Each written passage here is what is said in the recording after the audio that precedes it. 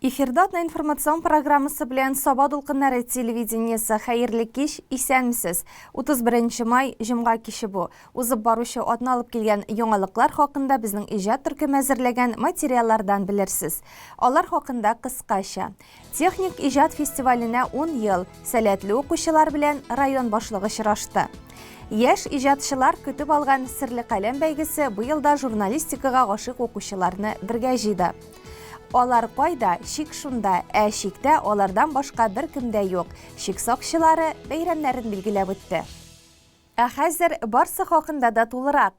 Май айының соңгы көннәрендә район үзәгендә укучыларның уку елы дәвамында барган һөнәри эшчәнлекләренә йомгак ясаучы техник иҗат фестивале үткәрү традиция юнәлешен алды. Быел бу чараның юбилей датасы оештырыла башлауына 10 ел. Балалар иҗат үзәге каршындагы майдан бу көнне балалар тавышыннан гөрләп торды.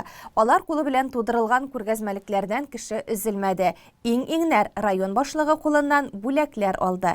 Теманы Райла Галявина дәвам итә.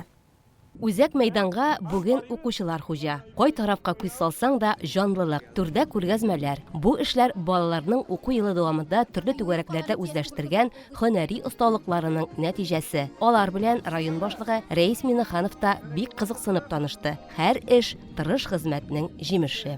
Biz usta kullan, tügəgirə yürüyüşü qızlar, qutuşubuz bilən biz türlü qol işlərin, yasıybız, kiyimlər tügəriz. Ay, matır xalasız buna. Begrək bulğan oğansız.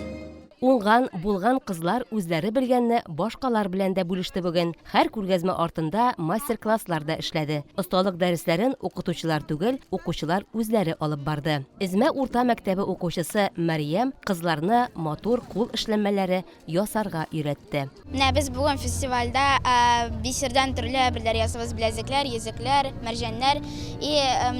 Şu матур беләзекләрне кешеләр алып китәләр дә истәлеккә калалар. Монда бизәнгечләр ясар өчен бисерлар, резинкалар һәм иң кирәклесе түземлек кирәк. Районда укучылар арасында техник иҗат юнәлешен үстерү буенча соңгы елларда зур эшләр башкарыла. Авто, суды, авиамодельләр, робототехника, агач эшкәртү, уйлап табу, 3D модельләштерү, лазер белән кисү, үсеш ноктасы программасы кысаларында төрле төр станоклар алыну район республика җитәкчелеге ярдәме белән тормышка ашырыла. Укучыларны парта артында ук һөнәри юнәлештә үстерү Рәис Нургалиевичның да иң зур хыялы.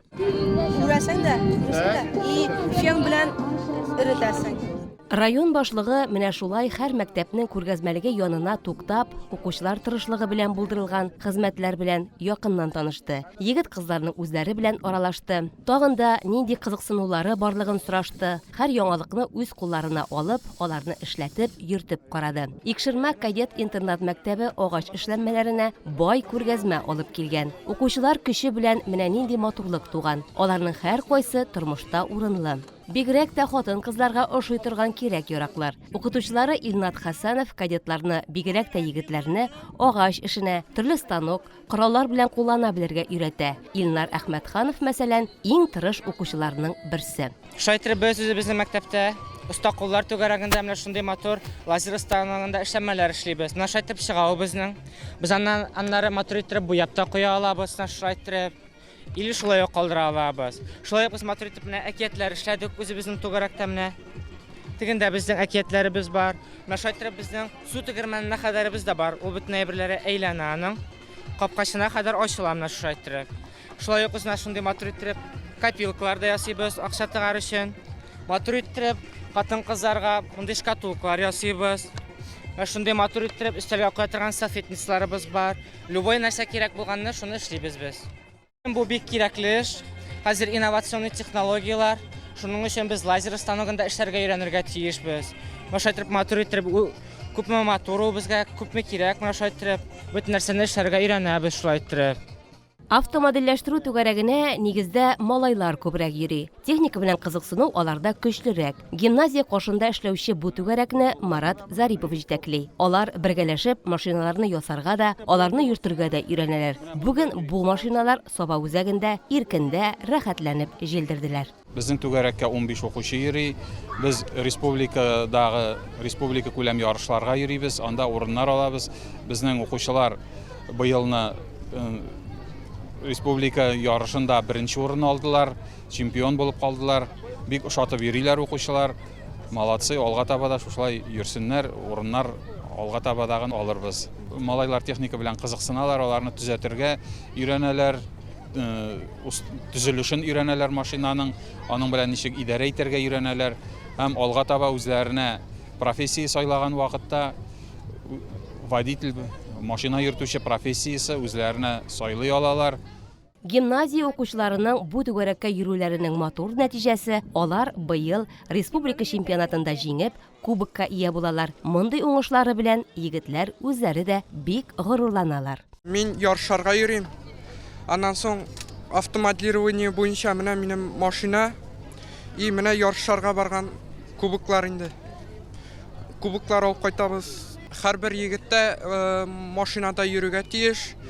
Кирәк тә ул машина йөртү. Без йөрибез ярышларга, өйрәнәбез машиналарда йөрергә. Шул по правилам була инде, трассаларны үтәбез, машиналарны җыябыз, үзебез карыйбыз машиналарны. Менә шундый путлар белән аны кабызып, газ-тормоз баранда именно шуның белән бурабыз. Машинаны башта йөрер алдыннан кабызасың. Аннары соң карыйсың, әйбәт йөри микән, һәм шуннан соң тотынасың инде йөрергә. Бәрелегә ярамый, машина үзенең, может выйти из строя. Бассейн тирәсендә бүген аеруча күңелле булды. Кичкенәләр дә, зурлар да бердәй дулкынланып, үз куллары белән ясаган катамараннарны йөздереп ярыштылар. Моторлы һәм резинкалы бу транспорт чаралары вакытка узышты. Районыбыз мәктәпләрендә укучыларыбызга менә шулай ел әйләнә. Техник иҗат юнәлешен популярлаштыру максатларында киң колачлы проектлар гамәлгә ашырыла. Тормышка әзерлекле, бигрәк тә һөнәрле егет-кызлар үстерү бурычын алга куеп эшлибез ди Айгөл Хәнәфиева. Без инде соңгы бер 3 ел гына да түгел, быел бигрәк тәген юниор профи конкурсында 9 компетенция булды. 9 компетенциядә балалар үзләренең осталыкларын күрсәттеләр. Киләсе елга бу компетенцияларны без тагын да арттырырбыз дип уйлыйбыз. Безнең максат балаларга һөнәрле булырга, менә тотып эшләп карарга. Үзеңнең кем буласыңны бит ул бәләкәй вакытта белмисең. Эшне тотып карагач, дөрестән дә ошый икән. Бу миңа якын дип бала үзенә нәтиҗә ясый ала. Менә шуның өчен безнең районда моның өстендә бик күп эш эшләнә. Бала һөнәрне сез инде беләсез. Шулай ук юниор профи, юный мастер конкурслары бик нәтиҗәле эшләдек дип әйтәсем килә. Шуның нәтиҗәсен бүген менә күрербез инде Алла белсә.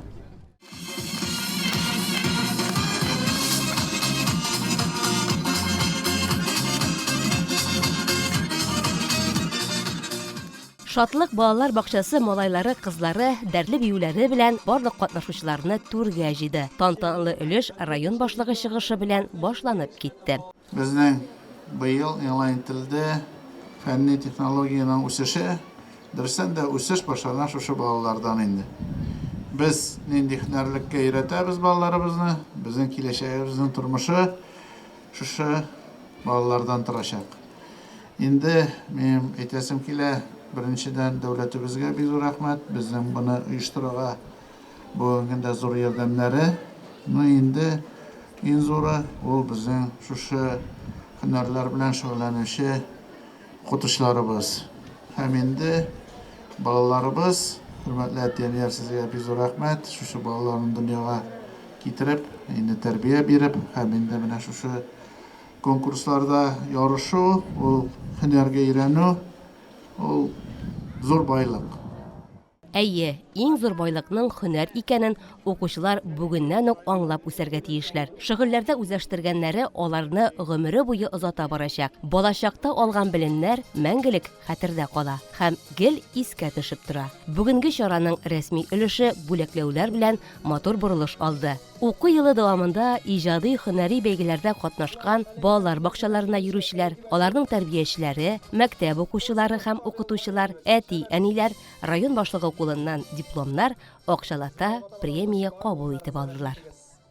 Районыбызның яш иҗатчылары көтеп алган Казан Федераль университетының милли һәм глобаль медиа чаралары кафедрасы мөдире, филология фәннәре докторы, профессор, Татарстанның атказанган фән эшлеклесе Васил Гарифуллин исемендәге Серле каләм бәйгесе быел 16-нчы тапкыр үткәрелде. Саба балалар иҗат үзәгендә үткән йомгаклау тантанасыннан әзерләнгән репортажны тәкъдим итәбез.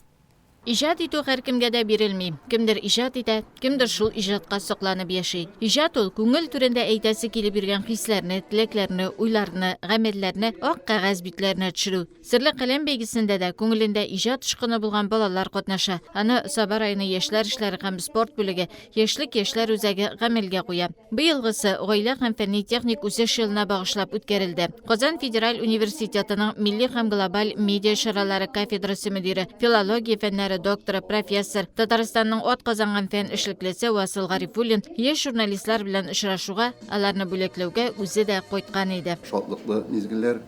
Инде менә 16-нчы тапкыр уза икән Сабада бу бәйге шактый тарихлы, бай тарихлы, традицион һәм аның инде күптәнге җиңүчеләре арасында инде өлгергән, бүген үз исемнәре булган журналистлар да бар. Безнең журналистика бүлегендә укучы студентлар да бар. Менә быел 2нче курсны уңышлана тәмамлый.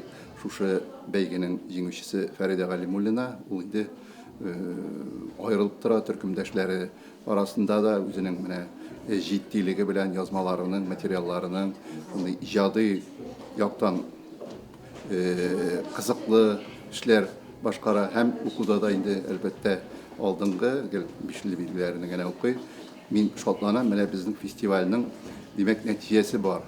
Фестивальдә шушы конкурс материаллары белән җиңеп, безгә укырга кергән балалар инде яхшы нәтиҗәләргә ирешәләр. Әлбәттә, монда катнашкан бар кеше дә журналист булмас һәм ул шулай булырга тиеш тә түгел. Ләкин иҗатка тартылган балалар, алар барыбер киләчәктә үзләре өчен нәрсәдер алалар бу чарадан. Беренчедән, әлбәттә, алар язырга, текст тудырырга, башка форматларда эшләргә өйрәнәләр конкурста катнашып. Һәм бүгенге көндә без әйтәбез, бөтен кеше дә журналист үзенә күрә дип инде һәрбер кеше шушы информацион кырда кайнаша, аралаша, үзе нәрсәдер постлар куя, нәрсәдер иҗат итә, видео, фильмнар төшерә, кичкенә генә булса да фотоларга төшерә бәйме, үзен күрсәтергә тырыша, ниндидер продукция җитештерә, ул кайсы өлкәдә эшләсәң кирәк бүген. Журналистикада гына түгел, нинди генә тармакта эшләмә, сине барыбер шушындый мәгълүмат кырында эш итәргә таләп итәләр. Син дөрес итеп аралаша белергә тиеш, дөрес итеп информация җиткерә белергә тиеш, үзеңнең эшләгән эшеңне дә матур итеп күрсәтә белергә тиеш, үзеңнең коллективның эшен дә матур итеп, дөрес итеп объектив күрсәтә белергә тиеш. Булар барысы да менә шушы мәктәп чорында шушындый чараларда катнашып, иҗади эшләр башкарып, шушылар ярдәмендә формалаша, мондый осталык дип саныйм. Яшь иҗатчыларны сәламләп, Саба дулкыннары телерадиокомпаниясе директоры Эльфия Мөбәрәкова, Саба таңнары газетасы мөхәррире Рөстәм Исмәгыйлев чыгыш ясады. Саба районы яшьләр эшләре һәм спорт бүлеге җитәкчесе Ирек Гарипов бәйгедә катнашучыларның осталыгы елдан-ел артуын, яңа форматларда эшләүләрен хуплавын белдерде. Гомумән, актив иҗади яшьләр районда һәрчак хуплау һәм яклау табачаклар. Безнең инде яшьләр эшләре һәм спорт бүлеге тарафыннан барлык яшьләргә дә чаралар үткәрергә тырышабыз. Инде менә бу иҗат яратучылар өчен шушы районның төп чарасы, район араны төп чара дип әйтергә кирәк моны, Серле каләм конкурсы. Бу конкурста инде быел 50-гә якын кеше катнашты, 100дән артык эш. Елдан-ел форматны үзгәртеп киләбез. Быел инде менә шу гаилә елы уңаеннан күп эшләр бар иде. Аннан соң инде хәзер видео төшерүләргә дә күчә башладык. Бүген инде без яхшы видеоларны экранда да күреп китәчәкбез. Менә узган елдан алып без инде шушы балаларга, яшьләргә кызык булсын дип төрле мастер-класслар үткәрә башладык. Быел да ул практиканы шушы Серле каләм конкурсы кысаларында кулланачакбыз. Безнең төп чара шушы менә иҗади кешегә Серле каләм конкурсы инде мәктәпләрдә аннан тыш даими чаралар үтеп тора. Республика күләм алтын каләм чарасы бар бит инде. Теләге булган иҗат белән шөгыльләнәм дигән кешегә, иҗат итәм дигән кешегә бүгенге көндә бар мөмкинлекләр дә бар дип әйтергә кирәк. Шуңа күрә инде мин яшьләрне кызыксынырга, актив катнашырга чакырырым. Елдан ел инде без алар белән киңәшеп конкурслар форматын үзгәртәбез. Алга таба да бу эшне дәвам итәргә планлаштырабыз.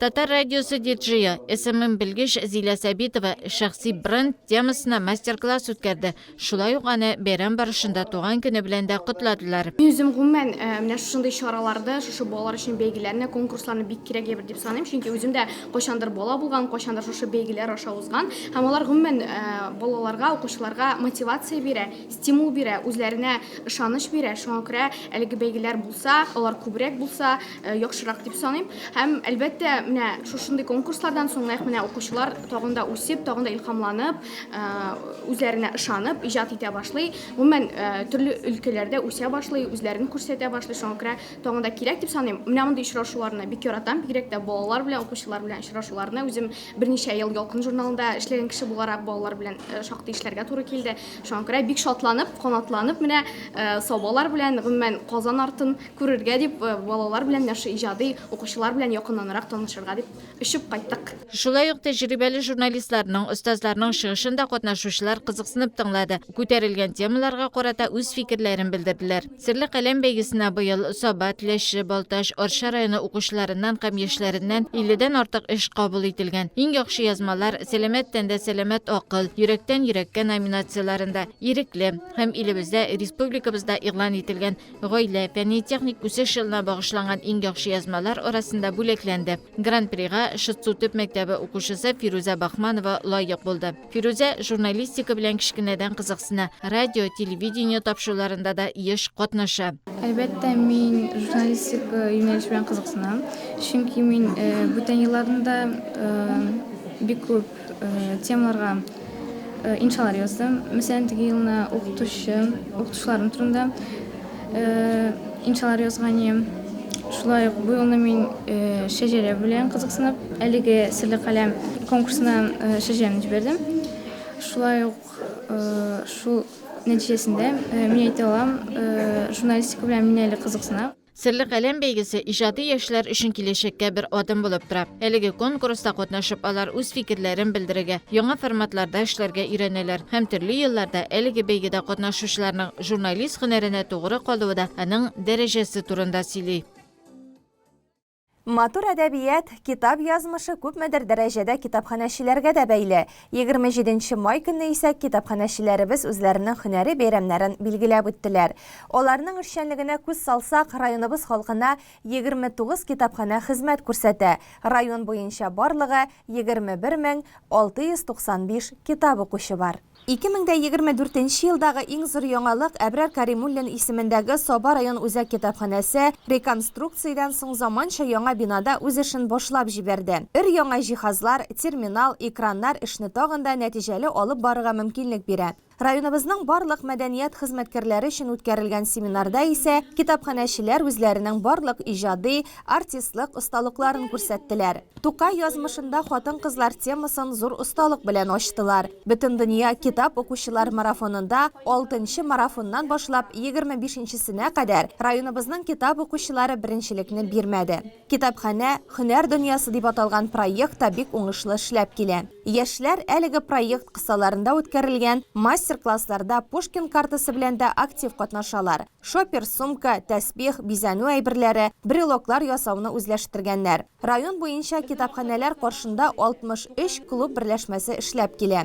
Тыйнак та, сабыр да, ачык күңелле дә китапханәчеләребезне һөнәри бәйрәмнәре белән котлап, иҗади уңышлар, нык сәламәтлек телибез. Китап кадерен, сүз тәмен белгән укучыларыгыз тагын да артсын. Иртәгә 1 июнь балаларны яклау көне булачак. Бәйрәм белән бергә мәктәп укучыларының көтеп алган җәйге каникуллары башлана. Алда озын яллар, җылы җәй көтә дигән мәгълүмат күңелле әлбәттә. Ләкин балаларга юл йөрү кагыйдәләрен һәр даим искә төшереп, аңлату эшләре алып барырга кирәк. Бу уңайдан республикада 5 июньгә кадәр игътибар балалар профилактик акциясе үтә. Бүгінгі күндә балалар арасында иң куркыныч транспорт чарасы булып электросамокатлар санала. Көчле тизлек белән тротуардан гына түгел, юлдан да җилдерүче балалар, шоферларның да, җәяүлеләрнең дә җәйге борчуына әйләнде. Күпчелек әтигәниләр балаларның соравын канәгатьләндерсә, иминлек ягында булганнары электросамокат алуга каршы. Самокат алу буенча мин каршы. Бик каты йөриләр, куркыныч. Әйбәт кенә үзләренең велосипедларына йөреп торсыннар дигән фикердә. Хәзерге инде замана алга барганлык белән балаларга карата тискәре фикер әйтеп булмас инде. Балаларның күбесенең самокатта йөрүчеләре килә бит. Но мин ата-аналарга әйтәсем килә инде, әби-бабайларына да кат-кат әйтегез, дөрес нидән йөрсеннәр инде, дөрес юлдан йөрсеннәр, бер-берсен узышып чапмасыннар дип. Менә бүген генә дә шундый очракка тап булдым. Балалар центрдан бер 15 лап самокат белән берсен-берсе узышып чабалар инде. Берсенә-берсе бәярелсәләр, бу балалар башларын яралар дип калдым. Шуңа күрә желательно велосипед белән йөрсәләр әйбәтрәк инде. Ну, хәзерге заман булгач инде тыеп табылмый торгандыр. Ну, кат-кат аларга әйтеп торсак әйбәт булыр инде кагыйдәләрен, ничек йөрергә, ничек чыгарга, пешеходный переходтан ничек чыгарга самокаттан бөтенсен өйрәтеп торсак, балаларга әйбәтрәк булыр иде дип уйлыйм инде мин. Менә җәйге яллар җитте, балалар инде урам чакыра, балаларның инде әлбәттә велосипедта, самокатта йөрүчеләре килә, ләкин бу велосипедта, самокатта йөрү инде бик нык куркынычсызлык тудыра торган шөгыль. Чөнки менә балаларга беренчедән үзләренә имгәнү очраклары булырга мөмкин, икенчедән менә юлда йөргән шоферларга да бик нык уңайсызлыклар тудыралар. Электр самокатларының саны да елдан-ел арта. Аларның иң актив вакыты да кичке якта. Соңгы 2 айда инспекторлар кагыйдә бузган бер электросамокатлы баланы туктата. 2 бала мотоцикл белән тоткарлана. Юл кагыйдәләрен нарушать иткән балалар белән стоп карточкалар төзибез инде. Шуннан соң стоп карточка төзегәннән соң ул безнең стоп карточка әйбергә китә. По делам несовершеннолетних ПДНга китә отделга. Дальше инде безнең шул ПДН инде әтиеннән чакырып административ беркетмәләр төзеләр инде. Анары дальше инде шушы административ беркетмә буенча инде администрациягә КДНга төшәчәкләр инде. И шунда комиссия алдында хәл ителә һәм карар чыгала инде шул нарушать иткән балалар буенча инде. Мөрәҗәгать итәсем килә әтиеннәргә бер кат балалары урамга уйнарга чыкканда инде бер кат балаларның үзләренең балаларына исләренә төшереп җибәрсеннәр диye чыгарсыннар инде. Юл йөрү кагыйдәләрен штаб матур гына әйтеп кенә имгәмичә генә йөрсеннәр өчен.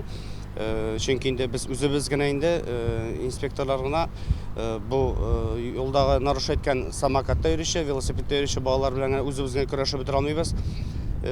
Шуның өчен әтиеннәргә мөрәҗәгать шул бер кат балаларына исләренә төшереп матур итеп кенә йөрсеннәр өчен, исән-сау кайтсыннар өчен генә исләренә төшерсен дип соравым инде. Электр самокатлары, гироскутерлар, сегвейлар һәм башка шуңа охшашлы хәрәкәтләнү чаралары аерым статус алдылар. Алар хәзер шәхси мобильлек чаралары дип атала. 2023 елның 1 мартыннан аларга юл иминлеге кагыйдәләре тәэсир итә башлады. Әлеге транспортлар белән хәрәкәт итүчеләр бу кагыйдәләрне белергә тиеш. Самокатта йөргәндә 20 км часкына йөргә ярый. Юлдан чыкканда төшеп чыгасыз самокаттан. Менә шушы игътибар балалар операциясе вакытында без инде мәктәпләрдә укучылар белән әңгәмәләр үткәрдек. Аларга инде җәйге каникул алдыннан тиешенчә самокатлар, велосипедлар буенча җәяүле йөргәндә ничек йөргә кирәклеге буенча инструктажлар үткәрдек. Хәзер инде бу эш безнең дәвам итә балалар бакчаларында. Шулай ук бала һөнәр проекты внимание дети вакытында үз эшчәнлеген дәвам итә. Хәзер инде бездән тиздән мәктәп яна лагерьләре башланып китәчәк. Аларда да инде шушы тема белән инде без балалар белән очрашачакбыз. Балалар шая, күп очракта ашыгып, шаярып, уяулыкны югалта. Шунлыктан шоферларга юлда хәрәкәт иткәндә велосипедчылар, самокатчылар пайда булуына һәрвакыт әзер булырга кирәк. Юл транспорт һәлакәтләрен булдырмау өчен түбән тизлекне сайлау иң ышанычлысы. Атна информацион программасын дәвам итәбез. Зиратлар мәңгелек йортыбыз. Аларны карап, чистартып, тәртипләп тору безнең намус эшебез. Сабада 3 зират бар. Гали Закиров урамындагы борынгы зиратка инде җирләмиләр. Шулай булса да, аны әледән-әле чистартып, пешәнен чабып, тәртипкә китереп торалар. Кичә зиратта өмә үтте. Бирегә оешма, учреждениеләрдән 30-га якын ир-егет килгән иде. Кулларында пешән чапкычлар. Зират хуҗасы Рәшит абый Минапов һәр килгән эшчегә рәхмәтле. Өмәгә Саба шәһәр җирлеге башлыгы Расих Хасанов та килгән иде. Менә бүген минем монда егетләрем эшлиләр. Оларға Аллах рахмет яусын. Құдай тағала исәнлік, саулық, иман байлығынан айырмасын. Ғаилә шатлыклары кешереп, йорт негіздерінкі балаларын талқыларын көріп, өздері де балаларын шындай ішке үйреттіңдер ие. Жылның жылында келіп buluşалар, бір-бірімізге ярдәмдәшеп, әр вақытта кеңешіп эшләргә ятсын безгә барыбызга да. 28 май Шик буйы гаскәрләре көне иде. 1918 елда Совет Республикасы хөкүмәте Шик сагын оештыру турында декрет кабул итә. Бәйрәм буларак әлеге көн беренче тапкыр 1958 елда Шик буйы гаскәрләренең 40 еллыгы уңайнан билгеләп үтелә. Әлеге гаскәрләрдә хезмәт иткән райондашларыбыз да ел сайын бу бәйрәмне зурлап билгеләп үтә. Бәйрәм иртәсендә алар хәрби комиссариат янына җыелды. Шик сакчылары көне дәүләт шикләрен саклау буенча хәрби бурычын үтәгән, яки бүген бу җитди хезмәтне башкаручы ир-егетләр бәйрәме. Мондый элиталы гаскәрләргә теләсә кемне алмыйлар. Тәртипле, физик әзерлекле, нинди дә булса исәптә тормаган, хөкем ителмәгән егетләр генә Шик буйы гаскәрләрендә хезмәт итә ала. Очрашуда иң актив, урында иң күп эшләр башкарган, Шик сакчыларын берләштерү эшенә бәяләп бетергесез өлеш керткән өчен 3 райондашыбыз Шик сакчылары берлегенең мактау грамотасына ия булды. Олга таба элеккеге хәрбиләр традиция буенча үзәк урамдагы мәңгелек утка, һәйкәлләргә чәчәкләр салып, шәһид киткәннәрне 1 минутлык тынлык белән искә алдылар. Бу көннәрдә район мәдәният йортының кече залында күчмә хәрби музей эшли. Ул Шик буйы гаскәрләренә багышланган. Биредә Шик сакчыларының беренче коралы, киемнәре һәм башка бик күп төрле экспонатлар бар. Безгә килгәнче аны күрше Балтач, Кукмара, республиканың башка район, шәһәр халкы да күзәткән. Сабабаш авылында яшәүче, Шик буйы сагында хезмәт иткән Рафис Мулласалиховны көннең икенче яртысында Дулкын радиосы каршы алды. Монда ул хәрби бурычларын үтәгәндә истә калган хатирәләре белән уртаклашты. 1983 елның 11 ноябрендә повестка килеп төште армияга чакыру. Ул вакытта мин техникумда укый башлаган идем. 83 елда мәктәпне бетергәннән соң Чистай авыл хуҗалык техникумына укырга кергән идем. Bir zaman әниләр Кирамсуга, улым чакыру кагазы килде, срочно кайт дип инде. Кайтуга кулыма повестка тоттырдылар, шулай иттереп 11 ноябрьдә өйдән чыгып китәргә туры килде. Армияга бергә киттек, бергә укыган иптәш егетем белән бергә комиссия үтеп йөргән идек. Мәктәптә укыганда ук медкомиссия үткәрәләр иде, җентекләп тикшерделәр. Ул вакытта ук инде без белә идек, что без Шик сакчылар булып китәчәкбез, Шик сакларга дип. Команда 300 кем погранвойскада булган, алар беләләр команда 300 нәрсә икәнен инде. Отрядта Амурский областка барып эләктек, бу Дальневосточный пограничный округ инде. Шулай итеп 3 ай курс молодого бойца үткәннән соң учебный пункт дип атала инде ул безнең заставларга таркаттылар. Менә шунда инде без иптәш егетем Оринор белән аерышырга туры килде. Ул Хабарскага китте. Дальнейшем службаны хезмәт итәргә, мин 4нче заставага эләктем. Әйткәнемчә, мин эт белән хезмәт иттем, вожатый служба сабагы идем. Погранвойскага барасын белгәч, мин гомер буе дип әйтиме соң менә гомер буе түгел инде, шуннан да кызыктым эт белән хезмәт итәргә. Анда баргач бездән сорадылар, кем булып хезмәт итәргә телисез. Анда бары желающийлар поварлыкка укырга киттеләр, связьга алдылар укытырга инде. Мин әйтәм, только эт белән хезмәт итәм. 3 ай безне өйрәттеләр, ничек команда итәргә, ничек эттән курыкмаска, нинди командалар бирергә. Шулай иттереп заставага килгәч, һәрбер безгә бирделәр эт, үзебезнең этебез юк иде. Менә әйтик, срогын тутыргач кайтып китәләр, этләр кала. Ул этләргә менә безнең кебек килүче яшь солдатларга бирәләр иде. Шулай иттереп, этемнең кличкасы Олов исемле иде. Мин ул вакытта үзем где-то бер 65 кило авырлыгым булса, этемнең авырлыгы где-то 60 кило минем. Шушы безнең бит Саба районында хәзер Содружество погранвойск бар. Әмин абыйга рәхмәт, Ибраһимовичка. Шәмәрдәннән Марсель Накипичка рәхмәт. Менә шулай иттереп оештырып, төрле чараларда бик актив катнашалар. Бүген көндә дә менә шундый җыеп алды безне Әмин абый, яздылар инде, группабыз бар, үзебезнең погранвойск дигән. Барыгызны да бәйрәм белән егетләр. Моннан соң да инде очрашырга язсын. соба урамнарында һәр вакыт яшел фуражкалар балкып күренеп торсын, егетләр. Бәйрәм белән барыгызны. Біз пайда, шик шунда, шиктә бездән башка бер кемдә юк. Бу аларның девизы. Хезмәт иткән еллар артта калса да, йөрәкләрендә һаман да хәрби рух, шик, илебез җире өчен борчылу хисе яши. Дәвам итәбез. Украинада баручы махсус хәрби операция зонасында илебезне яклаучы якташ хәрбиләргә районыбыз төрлечә ярдәм итәргә тырыша. Төбәгебездә эшләп килүче оешмалар, балалар учрежденияләре аеруча актив. Төрле хәйрия чаралары үткәреп, аннан кергән акчаларны гуманитар ярдәм җыену оештыручыларга тапшырып кирәкле әйберләр алуга булышлык итәләр. Юлбат авылы урта мәктәбе укучылары һәм укытучылары да бу олы эшкә теләп кушылды. Алдагы хәбәр. Юлбат мәдәният йортында мәктәп укучылары һәм аларның әти-әниләре кеше белән зур концерт булып узды. Юлбат урта мәктәбе тарафыннан әлеге чара традиция буларак инде 13 ел үткәрелә. Укучылар һәм мәктәп коллективы ел дәвамында өйрәнгән һөнәрләре белән таныштыра. Быелгысы исә тагын бер миссияны үз өчен алды. Бүгенге көндә Украинада баручы махсус хәрби операциядә булучы якташларыбызга ярдәм итү. Чөнки әлеге концерттан кергән акчалар аларга кирәк-ярак алырга тотылачак. Бүген бездә зур бәйрәм дип әйтсәк тә дөрес булыр. Чөнки инде уку елы тәмамланып, ел сайын без иҗат отчет концертыбызны тәкъдим итәбез. Җирлегебездә әлеге концертыбызның бүген үзенчәлекле ягы бар, бер миссиясе дип әйтик. Ул безнең бүген СВОда хезмәт итүче яшь егетләребезгә, әтиләребезгә багышлана.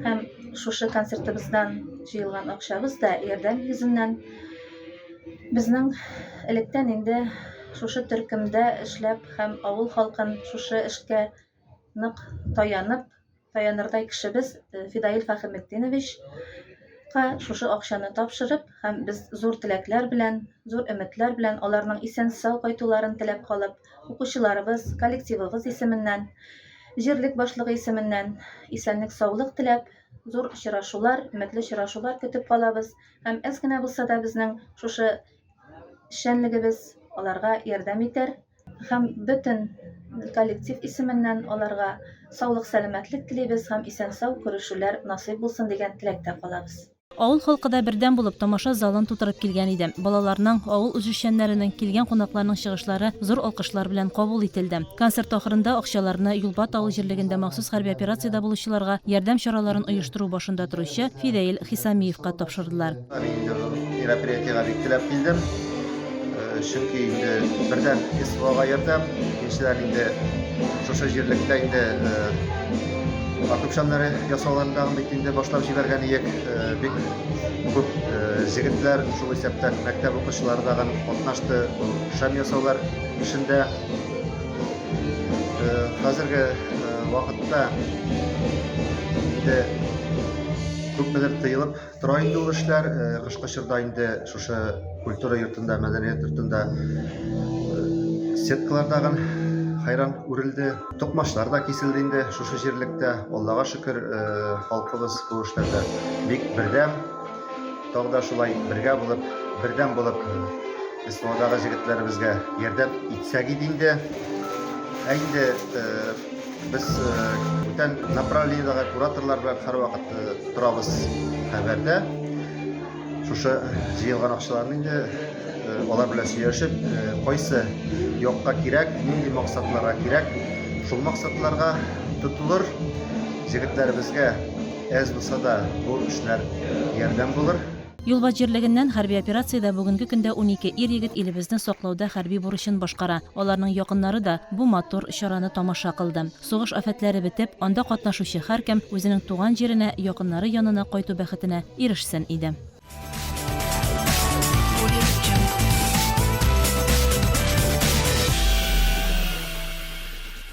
Ә хәзер спорт яңалыкларына күчәбез. Соба йөзү бассейнында шөгыльләнүче балалар ел дәвамында төрле дәрәҗәдәге ярышларда катнашып җиңүләр яулыйлар. Матур күрсәткечләре белән укытучыларын да, райондашларыбызны да сөендерәләр. Ә шушы көннәрдә алар үз осталыкларын әти-әниләренә дә күрсәтте. Яш yüzүчеләр өчен бу бик җаваплы ярышлар, чөнки ел әйләнә өйрәнгән, үзләрендә булдырган yüzү осталыгын алар иң кадерле кешеләренә, әти-әниләренә күрсәтергә, аларның өметләрен акларга тиеш. Иң элек yüзүчеләрне Саба Алим спорт мәктәбе директоры Рифат Хисамов сәламләде. Ел дәвамында бу төр белән шөгыльләнеп ирешкән уңышлары өчен рәхмәтен белдерде. Һәм 1-нче, 2-нче, 3-нче яшьләр, 2-нче, 3-нче спорт разрядларын үтәүче 30-га якын yüзүчегә грамотлар тапшырды.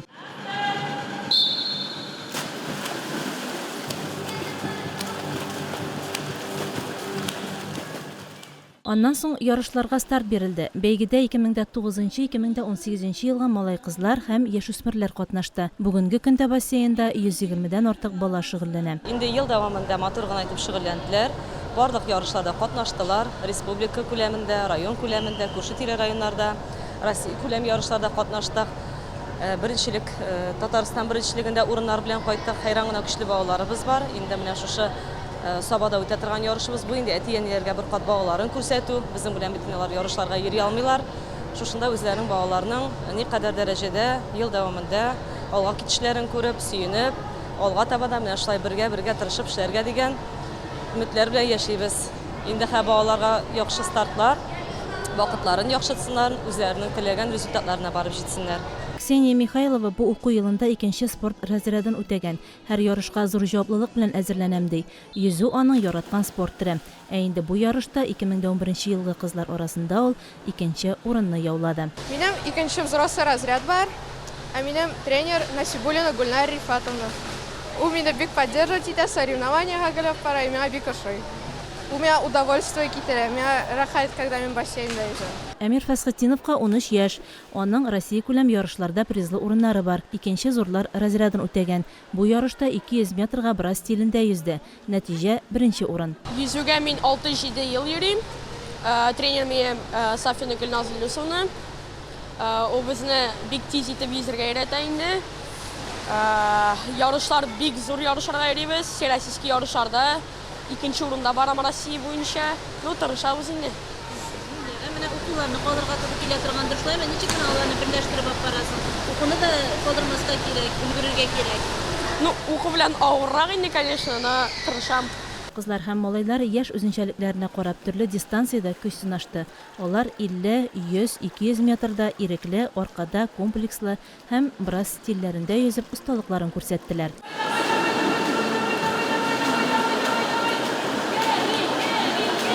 Менә шулай тренерлар да, әти-әниләре дә балаларына көч биреп торды.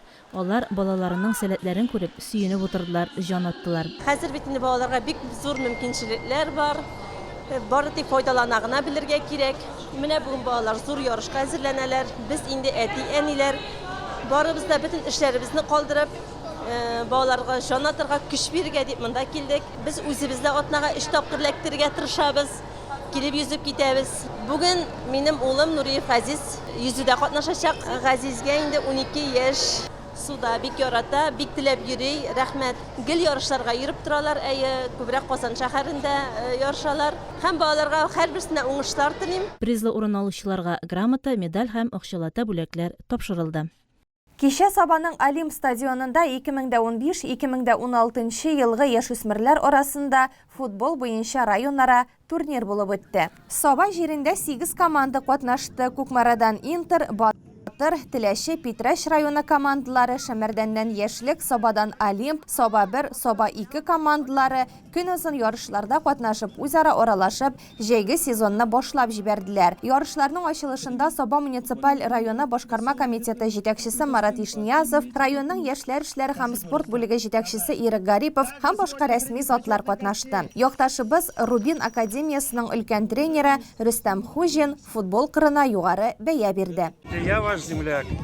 Приехал на этот турнир по приглашению администрации Савинского района.